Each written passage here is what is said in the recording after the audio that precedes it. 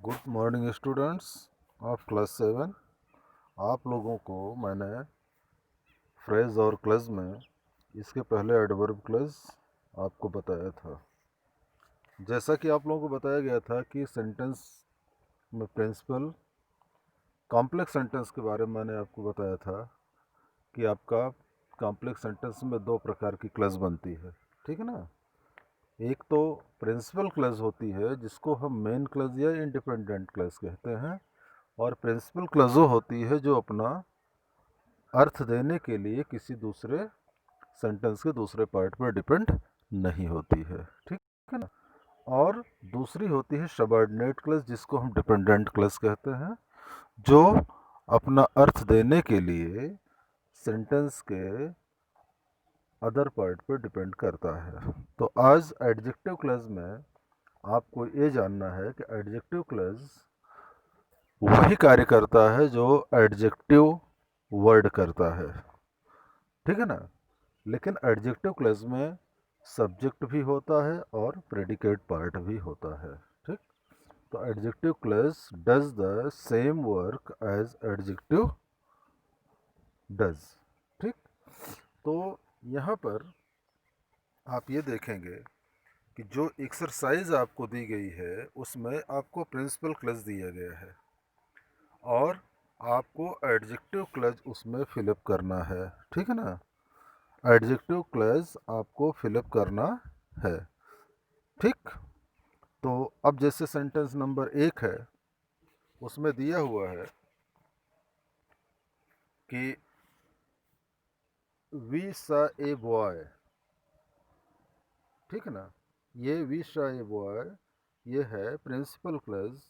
आपको आगे adjective clause भरना है, तो आप इसमें भरेंगे हु वॉज वेरी इंटेलिजेंट, ठीक है ना। Who was very, sentence complete हो गया और ये सेंटेंस कॉम्प्लेक्स बना।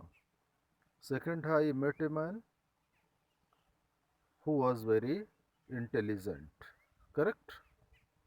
थर्ड है I know the place, I know the place where he is born, ठीक। फिर है everyone likes those boys who are intelligent, correct. पांचवा है read such books which are very interesting. छठा है the man who works hard loved by every one. Sentence number 7 है the thief who stole money was arrested, correct. आठवां है I found the book which was last. इस तरीके से आपने देखा कॉम्प्लेक्स सेंटेंस वो होता है जिसमें दो प्रकार की क्लजें बनती है, एक तो प्रिंसिपल क्लज और दूसरा सबऑर्डिनेट क्लज। क्लज तीन प्रकार की होती है, ठीक है ना। कॉम्प्लेक्स सेंटेंस में क्लज जो बनती है वो तीन प्रकार की होती हैं। पहला एडवर्ब क्लज, पहला नाउन क्लज, दूसरा एडजेक्टिव क्लज, तीसरा एडवर्ब क्लज, ठीक है ना।